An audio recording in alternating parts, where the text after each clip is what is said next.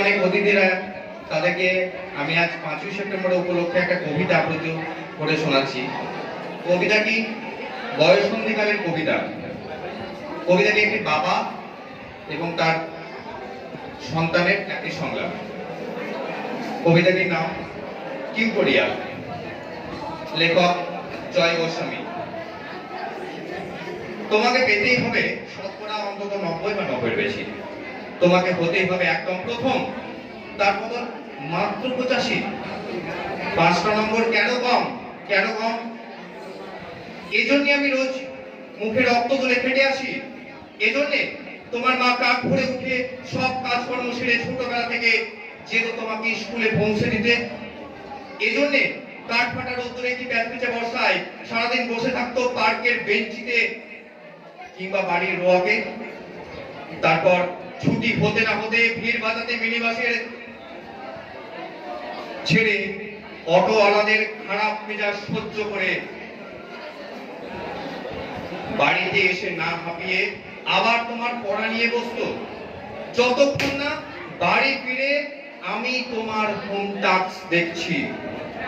তারপর আসলে মুখ বুঝে ভুক্ত গিয়ে ভ্যাপসা রান্না করে।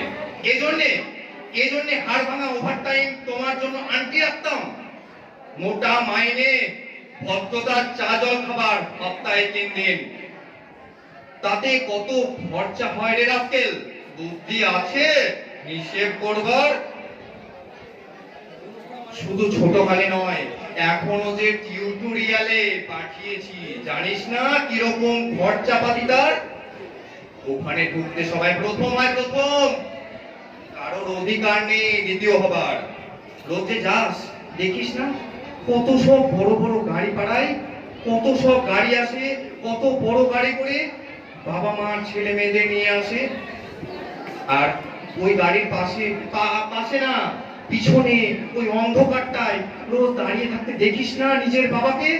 হাতে অফিসের ব্যাগ, গোপন টিফিন বাক্স, ঘেমো জামা, ভাঙা মুখ দেখতে পাস না? মন কোথায় থাকে? মন কোথায় থাকে ওই মেয়েগুলোর দিকে যারা তোর সঙ্গে পড়তে আসে? ওরা তোকে পাত্তা দেবে? ভুলেও ভাবিস না। ওরা কত বড় লোক জানিস? তোকে পাত্তা পেতে গেলে থাকতে হবে বিদেশে, ফরেনে, এনআরআই হতে হবে, এনআরআই। তবে ম্যাজিক দেখবি। কবি সাহিত্যিক থেকে মন্ত্রী অবধি এক ডাকে চেনে। আমাকে নিয়ে যাবি তোর মাকে, আমাকে মাঝে মাঝে রাখবি নিজের কাছে এনে। তার জন্য প্রথম হওয়া দরকার, প্রথম প্রথম প্রথম। তাহলে ছবি ছাপবে খবর কাগজে, আরো দরজা খুলে যাবে, আরো 5, আরো 5, আরো আরো 5। 5 করেই বাড়বে। অন্যদিকে মন দিস না, বাঁচবি তো বাঁচার মতো বাঁচ। না ভাবি না, আমি তাকাই না মেয়েদের দিকে। ওরা পাশেই বসে, এমন সুগন্ধি আসে, কথা বলে। না না ভাবি, পড়ার কথায় দেখি না উত্তর দিই, নোট দিই। যেতে আসতে কত কাটে, কত ছেলে মেয়ে গল্প করে। না ভাবি না, আমি মেয়ের সঙ্গে মিশতে যাই না, আমি খেলতে যাই না, কখনো খেলতে যাইনি।